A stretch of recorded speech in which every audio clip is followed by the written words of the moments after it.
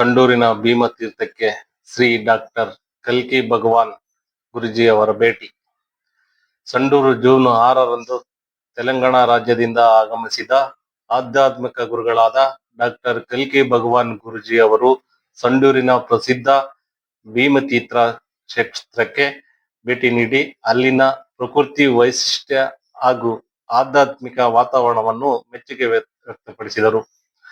ಭೀಮತೀರ್ಥದ ಸುತ್ತಮುತ್ತಲಿನ ಹಸಿರು ಪರಿಸರ, ಶಾಂತ ವಾತಾವರಣ ಹಾಗೂ ನೈಸರ್ಗಿಕ ಸೌಂದರ್ಯವನ್ನು ವೀಕ್ಷಿಸಿದ ಗುರುಜಿಯವರು ಇಲ್ಲಿನ ಪ್ರಕೃತಿ ವೈಭವ ಮತ್ತು ಆಧ್ಯಾತ್ಮಿಕ ಶಕ್ತಿ ನಿಜಕ್ಕೂ ಅಚ್ಚರಿ ಮೂಡಿಸುವಂತದ್ದು. ಇದು ಅಂದಿನ ಕಾಲದಲ್ಲಿ ನಡೆದಿರಬಹುದಾದ ನಿಜವಾದ ಪವಾಡದ ಅನುಭವವನ್ನು ನೀಡುತ್ತದೆ ಎಂದು ಅಭಿಪ್ರಾಯಪಟ್ಟರು. ಭೀಮತೀರ್ಥಕ್ಕೆ ಭೇಟಿ ನೀಡಲು ತಮ್ಮನ್ನು ಮುಖ್ಯವಾಗಿ ಸೆಳೆದಿದ್ದು ಈ ಕ್ಷೇತ್ರದ ಬಗ್ಗೆ ಕೇಳಿದ್ದೆ, ವಿಶೇಷತೆಗಳೇ ಎಂದು ತಿಳಿಸಿದ ಅವರು, ನನ್ನ ಮನಸ್ಸು ಈ ಸ್ಥಳಕ್ಕೆ ಬರಲು ಬಹಳ ದಿನಗಳಿಂದ ಒಲವು ತೋರಿಸುತ್ತಿತ್ತು. ಮನಸ್ಸಿಗೆ ನೆಮ್ಮದಿ, ಆಧ್ಯಾತ್ಮಿಕ ತೃಪ್ತಿ ಮತ್ತು ಆಧ್ಯಾತ್ಮಿಕ ಶಾಂತಿಯನ್ನು ನೀಡುವ ಸ್ಥಳ ಎಲ್ಲಾದರೂ ಇದ್ದರೆ ಅದು ಭೀಮತೀರ್ಥವೇ ಎಂದು ಹೇಳಿದರು. ಅವರು ಭೀಮತೀರ್ಥದ ನೈಸರ್ಗಿಕ ಸೌಂದರ್ಯ, ಐತಿಹಾಸಿಕ ಹಿನ್ನೆಲೆ ಹಾಗೂ ಧಾರ್ಮಿಕ ಮಹತ್ವವನ್ನು ಶ್ಲಾಘಿಸಿ ಇಂತಹ ಪವಿತ್ರ ಕ್ಷೇತ್ರಗಳ ಸಂರಕ್ಷಣೆ ಮತ್ತು ಅಭಿವೃದ್ಧಿ ಎಲ್ಲರೂ ಕೈಜೋಡಿಸಿ ಎಂದು ಕರೆ ನೀಡಿದರು. ಸ್ಥಳೀಯ ಭಕ್ತರು ಹಾಗೂ ಗ್ರಾಮಸ್ಥರು ಗುರುಜಿಯವರ ಭೇಟಿಯನ್ನು ಸ್ವಾಗತಿಸಿ ಕ್ಷೇತ್ರದ ವಿಶೇಷತೆಗಳ ಕುರಿತು ಮಾಹಿತಿ ನೀಡಿದರು. ಗುರುಜಿಯವರ ಈ ಭೇಟಿ ಭೀಮತೀರ್ಥ ಕ್ಷೇತ್ರವು ಮಹತ್ವವನ್ನು ಮತ್ತಷ್ಟು ಹೆಚ್ಚಿಸಿದ್ದು ಭಕ್ತರಲ್ಲಿ ಸಂತಸ ಮೂಡಿಸಿದೆ. ಸಂಡೂರು ಭಾಗದಲ್ಲಿ ಇವತ್ತು ಸುಶೀಲಾನಗರದಿಂದ 1 ಕಿಲೋಮೀಟರ್ ರಾಮಗೌಡ ಹೋಗೋ ದಾರಿಯಲ್ಲಿ ಬಂದ್ರೆ ನಮಗೆ ಒಂದು ಗುರುಪೀಠ ಸಿಗುತ್ತೆ. ಇವತ್ತು ವಿಶೇಷ ಏನಂತ ಹೇಳಿದ್ರೆ, ಆಂಧ್ರದಿಂದ ಬಂದಿರತಕ್ಕಂಥ ಕಲ್ಕಿ ಭಗವಾನ್ ಅವರ ಪ್ರವೇಶ ಇಲ್ಲಿಗೆ ಆಗಿದೆ. ಆ ಒಂದು ದೃಷ್ಟಿಯಿಂದ ಮತ್ತೆ ಇಲ್ಲೇ ಸ್ಥಳೀಯವಾಗಿ ಅವರ ಗುರುಪೀಠವನ್ನು ಸ್ಥಾಪನೆ ಮಾಡಿರ್ತಕ್ಕಂಥ ಗುರುಜಿ ಅವರಿದ್ದಾರೆ. ಅವ್ರ ಜೊತೆ ಮಾತಾಡೋಣ. ಗುರುಜಿ ನಮಸ್ಕಾರ. ನಮಸ್ತೆ. ತಾವು ಇಲ್ಲಿ ಗುರುಪೀಠವನ್ನ ಸ್ಥಾಪನೆ ಮಾಡಿ ಎಷ್ಟು ವರ್ಷ ಆಗಿದೆ ಅಂತ ಹೇಳ್ತೀವಿ? ಈಗ 3 ವರ್ಷ ಆಗಿದೆ. ಇದು 4ನೇ ವರ್ಷ ರನ್ನಿಂಗ್ ಆಗ್ತಾ ಇದೆ. ಈ ಗುರುಪೀಠ ಸ್ಥಾಪನೆ ನೀವು ಗುರುಗಳಾಗ್ಬೇಕಾ ಅನ್ನೋದು ಯಾವ ರೀತಿ ಬಂತು ಅಂತ ಇವತ್ತಿನ ಸಮಾಜಕ್ಕೆ ಜೀವನದಲ್ಲಿ ನೋಡ್ಬೇಕಂತ ಹೇಳಿದ್ರೆ, ಈಗ ಸಮಾಜದಲ್ಲಿ ಎಷ್ಟೋ ಆಸೆ ಆಕಾಂಕ್ಷೆಗಳು ಇಟ್ಕೊಂಡಿರ್ತಾರೆ, ಅದನ್ನೆಲ್ಲ ತ್ಯಜಿಸಿ ನೀವು ಗುರುಗಳ ಆಗ್ಬೇಕು ಅನ್ನೋದು ಯಾಕೆ ಬಂತು? ಧರ್ಮ ಉಳಿವಿಗಾಗಿ, ಮುಂದಿನ ಪೀಳಿಗೆಯ ಮಕ್ಕಳ ಭವಿಷ್ಯಕ್ಕಾಗಿ. ಈಗ ಸನಾತನ ಧರ್ಮ ಉಳಿಬೇಕಂತಂದ್ರೆ ಎಲ್ಲಾದ್ರೂ ಒಬ್ಬ ಸಾಧು ಸಂತ ಬೀಜ ಆದ್ರೂ ಹುಟ್ಟಿಸಿರ್ತಾನಲ್ಲ. ಈಗ ಒಂದು ಶಾಲೆಯಲ್ಲಿ ಎಕ್ಸಾಂಪಲ್ ಹೇಳ್ಬೇಕಂದ್ರೆ, ಉದಾಹರಣೆಗೆ ಒಂದು ಶಾಲೆಯಲ್ಲಿ 5ನೇ ತರಗತಿ ವಿದ್ಯಾರ್ಥಿಗಳು ಶಾಲೆ ಓದ್ತಾ ಇದ್ದಾರೆ. ಎಲ್ಲರಿಗೂ ಒಂದೇ ತರದ ಶಿಕ್ಷಣ, ಆದ್ರೆ ಎಲ್ಲರೂ ಡಾಕ್ಟರ್ ಆಗಕ್ಕಾಗಲ್ಲ, ಎಲ್ಲರೂ ಲಾಯರ್ ಆಗಕ್ಕಾಗಲ್ಲ. ಅದೇ 5ನೇ ತರಗತಿ ಓದುವಂತಹ ವಿದ್ಯಾರ್ಥಿಗಳಲ್ಲೇ ಕೆಲವರು 4 ಮಂದಿ ಕಳ್ಳರಾಗ್ತಾರೆ, 4 ಮಂದಿ ಲಾಯರ್ ಆಗ್ತಾರೆ, 4 ಮಂದಿ ಡಾಕ್ಟರ್ ಆಗ್ತಾರೆ. ಹಂಗ ನಮ್ ಬ್ಯಾಚ್ ಅಲ್ಲಿ ನಾನೊಬ್ಬ ಸ್ವಾಮೀಜಿ ಆದೆ. ಹಂಗ ಈಗ ನಾವ್ ಏನಾಗ್ಬೇಕನ್ನೋದು. ನಮಸ್ಕಾರ ವೀಕ್ಷಕರೇ, ಇವತ್ತು ನಮ್ಮ ಸಂಡೂರು ತಾಲೂಕಿನ ಸುಶೀಲಾನಗರ ಗ್ರಾಮಕ್ಕೆ ತೆಲಂಗಾಣದಿಂದ ಬಂದಿರತಕ್ಕಂತ ಮಹಾನ್ ಯೋಗಿ ಕಲ್ಕಿ ಭಗವಾನ್ ಸ್ವಾಮಿ ಗುರುಜಿ ಅವರು ನಮ್ಮ ಜೊತೆ ಇದ್ದಾರೆ. ಆದ್ರೆ ಒಂದು ಮಾತನ್ನ ಹೇಳಕ್ ಬಯಸೋದೇನಂತ ಹೇಳಿದ್ರೆ, ಅವ್ರಿಗೆ ಕನ್ನಡ ಬರದೇ ಇರುವುದರಿಂದ ನಾವು ಅವ್ರನ್ನ ತೆಲುಗುಲಿ ಮಾತಾಡಿಸಿ ಸಂದರ್ಶನವನ್ನು ಮಾಡ್ತೇವೆ. ಜೊತೆಗೆ ಅವರು ಈ ನಮ್ಮ ಸಂಡೂರು ತಾಲೂಕಿನ ಸುಶೀಲಾನಗರ ಗ್ರಾಮಕ್ಕೆ ಒಂದು ಗುರುಪೀಠಕ್ಕೆ ಭೇಟಿ ಕೊಟ್ಟಿದ್ದಾರೆ. ಭೇಟಿ ಕೊಟ್ಟಿರೋ ಉದ್ದೇಶ ಮತ್ತು ಅವರ ಹಿನ್ನೆಲೆ ಮತ್ತು ಯಾವ ರೀತಿ ಅವರು ಪೂಜೆ ಕೈಕಾರ್ಯಗಳನ್ನ ಮತ್ತೆ ಅವರು ದೇವರನ್ನ ಸನ್ನಿಧಿಯಲ್ಲಿ ಯಾವ ರೀತಿ ಅವ್ರನ್ನ ತೊಡಗಿಸ್ಕೊಂಡಿದ್ರು, ಮತ್ತೆ ಭಕ್ತರಿಗೆ ಯಾವ ರೀತಿ ಪ್ರವಚನವನ್ನ ಕೊಡ್ತಿದ್ರು ಅನ್ನೋ ಒಂದು ಉದ್ದೇಶದಿಂದ ನಾವು ಅವ್ರನ್ನ ಮಾತಾಡ್ಸ್ಲಿಕ್ಕೆ ಪ್ರಯತ್ನ ಮಾಡ್ತೇನೆ. గురుజీ నమస్తే. నమస్తే. హరర్ మహాదేవ్. గురుజీ, మీరు ఇప్పుడు తెలంగాణ నుంచి వచ్చారు. మన సండూరు తాలూకులో సుశీలానగర్ గ్రామానికి ఒక గురుపీఠానికి మీరు వచ్చారు. కానీ ఇక్కడ రావడం వల్ల ఏ మార్పు కోసం మీరు వచ్చారు గురుజీ? అయితే నా మార్పు అనేది ఏంటంటే, ఈ భూమండలం మీద ఆంజనేయ స్వామి అయినా, శివుడైనా, రాముడైనా అందరు జన్మించి లోక కళ్యాణం కోసం అన్ని విధాలుగా ప్రయత్నాలు చేసిపోయారు. కాబట్టి వాళ్ళలో మనం గోరంత స్థాయికైనా మార్పు తేయాలి, చైతన్యం, మన ధర్మాన్ని కాపాడుకోవాలి, ఊరు ఏదైతే ఏంది ధర్మం అనేది గెలవాలి అన్నట్టు దాని విధంగా నేను ఇక్కడికి వచ్చాను. నా చిన్న ఆశ ఏందంటే లోకాన్ని ఏదో ఒకటి సాయం చేసుకోవాలి మన వంతు నుంచి. భక్తి మార్గం అయినా సరే, సేవ అయినా సరే, విద్య అయినా సరే, ఏదైనా సరే. ఇప్పుడు గురుజీ ఇప్పుడు ఈ సమాజంలో వ్యతిరేకంగా నేను అలా ఉండాలి, ఇలా ఉండాలి, నేను జీవితంలో ఇలా సంపాదించాలి, ఇలా కార్లో పరవడాలి, ఇలా ఉండాలి అని ఆలోచిస్తారు. కానీ మీరు మాత్రం సనాతన ధర్మం అనే నమ్ముకొని వచ్చిన దానికి కారణం ఏం చెప్తారు? అంటే నా బాల్యం నుంచి ఏందంటే నేను చిన్నప్పటి నుంచి నేను వెళ్ళిన ఒక రూట్ విధానం మా తాతల నుంచి, ముత్తాతల నుంచి 7 తరాల నుంచి సేవ చేసుకుంటూనే వచ్చినాను. దాని తర్వాత నేనొచ్చేసి ఆ దీక్ష తీసుకోవడము. మా తాత మాకు గురువు. ఆయన నాకు అది దీక్ష ఇవ్వడము. అక్కడి నుంచి నేను తెలుసుకున్న ఒకటే ఒక భావం ఏందంటే, ఏదో ఒకటి చేయాలి. సమాజం కోసం చేయాలి. ప్రెజెంట్ జనరేషన్‌కి కొత్తదనం మనకి అప్పట్లో లేనిది ఇప్పుడు మనం చూపెట్టాలన్నట్టు ఆ విధంగా మనం ప్రయత్నం. ఇంకోటేందంటే ఇప్పుడు సొసైటీలో చాలా మంది మీరన్నట్టు ఆస్తి కోసము, అంతస్తు కోసము, భూమి కోసము, కారు కోసము, బంగ్లా కోసము అన్ని విధాలుగా పోరాడుతున్నారు కాబట్టి ఎన్ని కోట్లు సంపాదించినా మనశ్శాంతి అనేది లేదు. ప్రెజెంట్ జనరేషన్‌కి. సుఖం అనేది దొరకట్లేదు. కోట్లిచ్చినా దొరకదది.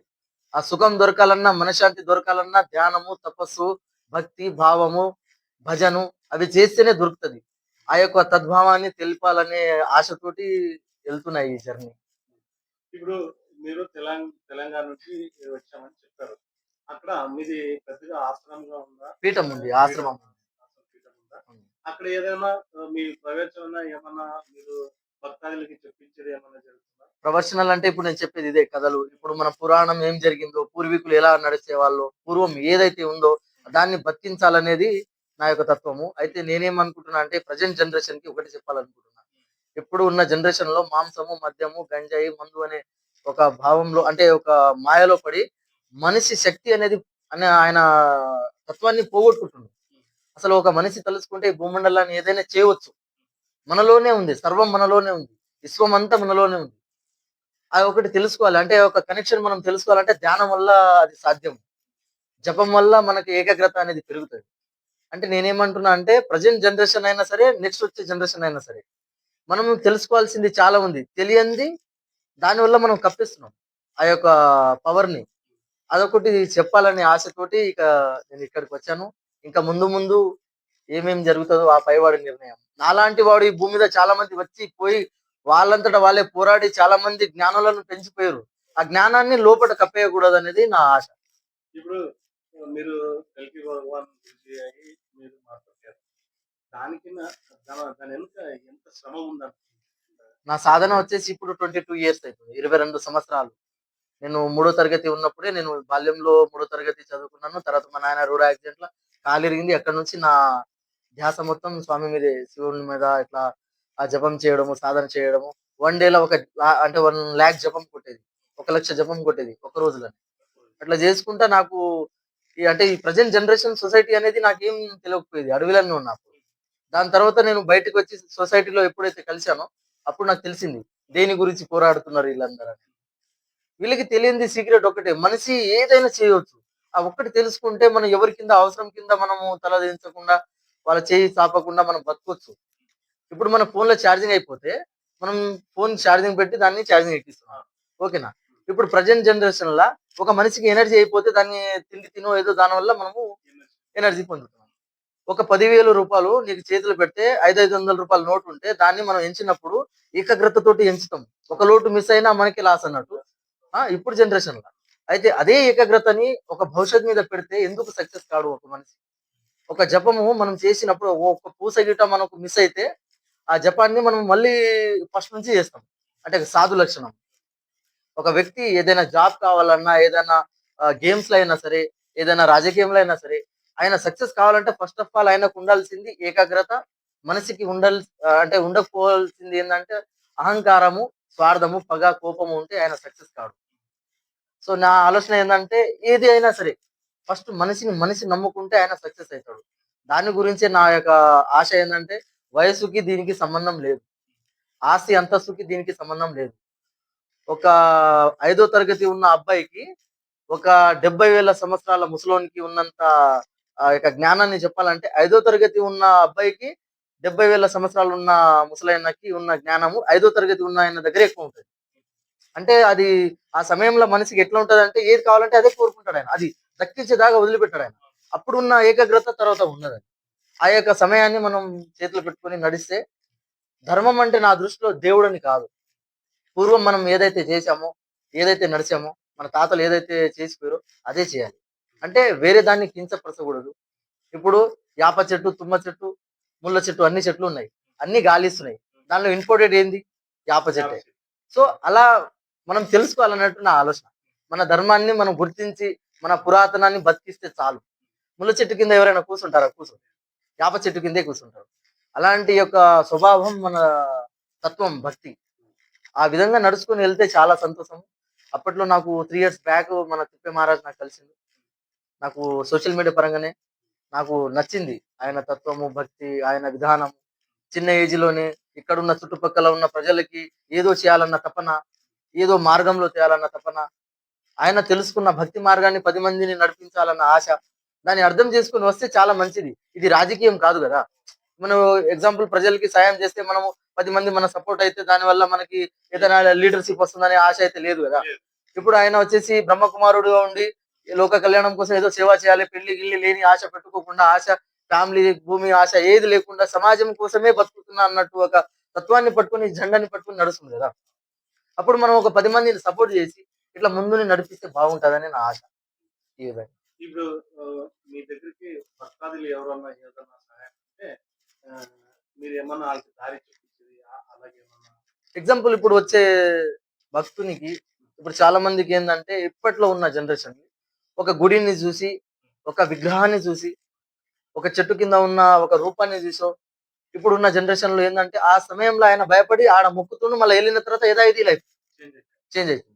అయితే ఆ యొక్క తత్వాన్ని నేను తీస్తున్నాను. నా యొక్క లక్షణం ఏందంటే నువ్వే దేవుడు. నీలో సర్వం ఉంది. అది తెలుసుకుంటే నువ్వు ఒక యోగి అయితావు, జ్ఞాని అయితావు, ఒక వీరుడైతావు, ఒక ఫ్రీడమ్ ఫైటర్ అయితావు. సో నేను చెప్పే గుణపాఠం ఏందైతే ఉందంటే ఇది. అంటే వాళ్ళు వస్తారు చాలా చెప్తారు. నాకు ఈ బాధ ఉంది, ఈ కష్టాలు ఉందంటే మనిషి జన్మనే కష్టం. అంటే ఉడుకు దుడుకు లేని జన్మకి అర్థమే లేదు. రామయ్య తండ్రే కష్టాల పాలయ్యిండు.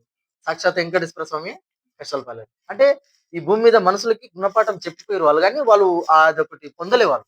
ఆ యొక్క సుఖాన్ని గిట్ట పొందలే. మరి వాళ్ళే కష్టపడిపోయారు. మనం ఎంత? అయితే నేను చెప్పేది ఒకటి వాళ్ళు చాలా చెప్తారు. వాళ్ళు వచ్చి మన మఠం కాడ మొక్కి స్వామివారికి దీపారాధన చేసిన తర్వాత వాళ్ళకి ఆల్మోస్ట్ దేవుడే పోయి కలలో పోయి చెప్పడము, వాళ్ళకున్న బాధని తొలగించడం, దాని తర్వాత వాళ్ళేదో తోచింది కట్నం పెట్టడము, దాన్ని నేను తీసుకుపోయి ప్రజలకే సాయం చేయడము. ఆ విధంగా నా మార్గం అయితే ఇప్పటికి నడుస్తుంది. ఇప్పుడు ఇంకోటి ఆహ్, మనిషిలోనే ఒక దేవుడు ఉంటారు అది నిజమంటున్నారా? 100% నిజం. అది ఎలా? ఇప్పటికీ జనరేషన్‌లో ఇప్పుడు సైన్స్ ప్రకారం చెప్పాలంటే వాళ్ళు ఫస్ట్ నుంచి డిగ్రీ, పీహెచ్‌డీ దాకా అంటే వాళ్ళకొచ్చి ఒక 20 సంవత్సరాల సాధన స్టడీ పరంగా గిట్ల. వాళ్ళు దాంట్లో అనుభవం చాలా ఎక్కువైతది. అంటే వాళ్ళు సర్వం తెలుసుకుంటారు దాంట్లో. ఏది నిజము, ఏది అబద్ధం అని. ఈ సాధన విషయంలో చెప్పాలంటే అంటే నేను ఎగ్జాంపుల్ దేవుని పరంగా చెప్తున్నా. మనిషి దేవుడు నిజమా అంటే నిజమే. ఎందుకంటే ఇప్పుడు నువ్వు భూమి మీద పుట్టినప్పుడు ఏమైనా అంటే ఎవరికైనా పర్మిషన్ తీసుకొని వచ్చావా? లేవు గదా! అండపిండాండ బ్రహ్మాండ లోకానికి అధిపతి ఆయన మహాదేవుడు. అంటే ఆయనకి మహాదేవుడు అని ఎందుకన్నాడంటే సర్వంలో ఉన్నాడు ఆయన సృష్టిలో. ఆయనకి రూపం లేదు, నిరాకారుడు ఆయన. వచ్చేసి నాకేందంటే నేను చెప్పాల్సిన ఆన్సర్ ఏందంటే దేవుడు ఉన్నాడా? లేడా? అంటే నువ్వు కనిపిస్తున్నావు నిజం కాబట్టి నీలో ఉన్న ఆత్మ ఎవరికీ కనిపడదు. అదైతే కనిపించినప్పుడు మన భూమి ఉండదు. అంటే సృష్టి ఉండదు అంతే ఇంకా. అంటే ఒక శక్తి ఉంది నీలో కాబట్టి ఇప్పుడు నేను ఇందాక అన్నా గదా! నీ హార్ట్ బీట్ ఎట్లా రన్ అయితుందది? అంటే నీ గుండె సప్పుడు ఎట్లా రన్ అయితుంది? అంటే నీకు తెలియకుండానే నీ బాడీ పార్ట్స్ అన్నీ రన్ అయితుంది. నువ్వు దాన్నేమైనా ఆప్షన్స్ పెట్టావా? నువ్వు పొద్దుగాలే లేవాలి, నడవాలి అన్నట్టు. లేదు గదా! ఇప్పుడు దాన్ని నీకంతటా నడిపిస్తుందే పరమాత్మ. సో నాకు తెలిసిన సాధన ప్రకారం నేను తెలుసుకున్న తత్వం ఏందంటే ఆయన ఉన్నాడు. అంటే ఉన్నాడు. మనలోనే ఉన్నాడు. ఇప్పుడు మనం ఒక ఆలయానికెళ్తాము. నీ బాధ చెప్పుకుంటావు. ఏమైనా లెటర్ రాసి చెప్పావా? లేకుంటే ఫోన్ చేసి చెప్పావా? మనసులో. ఒక నెల తర్వాతనో, 6 నెలల తర్వాతనో, సంవత్సరం తర్వాత నువ్వు అనుకున్నది సక్సెస్ అయితది. అంటే పంచభూతాలు నీకు ఆ ప్రకృతే సాయం చేస్తుంటది. పంచభూతాలంటేనే ఓం నమః శివాయ. ఆ పంచభూతాలు కలిపితేనే ఆ పరమశివుడు. అన్ ఆయన నుంచే పుట్టినది ఇదంతా సృష్టి అంతా. ఆయన ఉన్నాడు. సర్వంలో ఉన్నాడు కాబట్టి మనలో గిట ఉన్నాడు ఆయన. ఒక రాయిని శిల్పం చెక్కినప్పుడు ఆయన రాయిలో ఉందని సొసైటీ ఈ కలియుగమే నమ్ముతున్నప్పుడు ఆ రాయిని సృష్టించిన మనిషిలో ఆయన ఉన్నాడు కదా! ఆయనని ఎందుకు నమ్ముతలేం మనము? అంటే ఆ రాయిని సృష్టించింది ఒక మనిషి. ఆ మనిషిని సృష్టించింది మన అమ్మ నాన్న. మళ్ళీ మన అమ్మ నాన్న సృష్టించింది వాళ్ళ అమ్మ నాన్న వాళ్ళ అమ్మ నాన్న ఎండింగ్ దాకా మనము లోతుగా వెళితే దాని ఎండింగ్ ఉండదు. మనం ఎక్కడి నుంచి వచ్చామనేది ఎవరికి తెలియదు ఇప్పటివరకు. మనకి తెలియని దాని గురించి మనం ఆ పంచాయతీ అనేది పెట్టుకోకూడదు నా ఆలోచన ప్రకారం. ఈ సైన్స్ ని సృష్టించిందే మనిషి. ఆ మనిషిని సృష్టించింది ఆయన వల్ల. ఆయనతోటి మనకి అసలు ఆ విరోధం ఉండకూడదు. అంటే ఆయన ఉన్నాడు. లేడు అని అంటే పాపాలు చేసుకుని సర్వం నరకయాతనలో పెట్టి కుల మత భేదాలు చూడకుండా వావి వరుసలు లేకుండా అన్ని విధాలుగా పాపాలు చేసుకుంటూ పోతారు ఈ లోకంలో. ఇప్పట్లో ఉన్న జనరేషన్ లో చాలా చోట ఇప్పుడు అక్క చెల్లె తమ్ముడు అని ఏ బంధాలు లేకుండా తప్పులు చేసుకుంటా మానభంగాలతోటి ఆడపిల్లల్ని చూడకుండా ఆ గంజాయి మత్తులో పడి చాలా మందిని నాశనం చేస్తారు. ఇప్పుడు ఉన్న జనరేషన్ లో ఏదైనా తప్పు చేస్తే కోర్టు ఉంది, శిక్ష జైలు ఉంది, దానంతటా భయపడుతుంది. అది గిట్ట దాన్ని మించి ఇర్రమీకి ఇప్పుడు ప్రజలు నడుస్తున్నారు. మరి వాళ్ళకంటూ ఒక భయం ఉండాలి కదా. దాని కొరకే అప్పటి నుంచి మన పూర్వం ఇప్పట్లా కాశీల, కేదార్నాథ్ల, బద్రీనాథ్ల, హరిద్వార్ల, కామాఖ్యల అన్ని పుణ్యక్షేత్రాల చోట యోగులు మునులు తపస్సు చేసుకుంటా ఈ సృష్టిని భద్రంగా కాపాడుతున్నారు. అంటే ఇప్పుడు చాలా మంది ఏమంటారు అంటే వాళ్ళ దగ్గర అన్ని శక్తులు ఉన్నది కదా, ఇప్పుడు పాకిస్తాన్ నుంచి మన ఇండియాకి ఎందుకు యుద్ధాలు జరుగుతుంటే ఇది మనుషులు చేసుకుంటున్న కర్మ. ఇప్పుడు వాళ్ళు స్వయంగా మనం చేసుకుంటున్నా అంతేగాని ఇప్పుడు వాళ్ళ వీరులతో మనం కంపేర్ అంటే లేదు. సాధన ఏదైనా సరే 20 సంవత్సరాలు సాధన చేస్తే ఆయన ఒక జాబ్ వస్తుంది. ఇప్పుడు ఒక 20 సంవత్సరాలు సాధన చేసిన వ్యక్తికి ఆ యొక్క శక్తి ఎట్లా ఉంటది? అంటే అది ఇప్పుడు చిన్న చెట్టు మనం ఇప్పుడు గింజ పెడితే అది ఎక్దం పెరగదు కదా.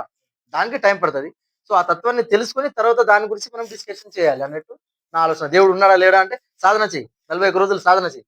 దాంట్లోనే నీకు తెలుసది నువ్వేంది, నీ శక్తి ఏంది, నీలో ఉన్న ఆ అద్భుత కళలు ఏంది అనేది. అప్పుడు ఆయన చెప్తాడా? చెప్పలేడు ఆయన. నేను గ్యారంటీ చెప్తున్నా. మనకి ఆ దేవుడు ఉన్నాడా లేడా అని చెప్పేటోడు ఎవరైనా ఉన్నాడంటే ఆయనకు ఒక 40 రోజులు సాధన చేసుకొని తర్వాత వచ్చి చెప్పమను. ఆయనకు తెలుస్తది. ఆల్మోస్ట్ ఆయనకి ఆ యొక్క ఫీల్ వచ్చేస్తది ఆటోమేటిక్ గా. నరాల్లో ఆయన శక్తి వచ్చేస్తది. ఆయన చెప్పలేడు తర్వాత ఇప్పుడున్న జనరేషన్. ఇప్పుడు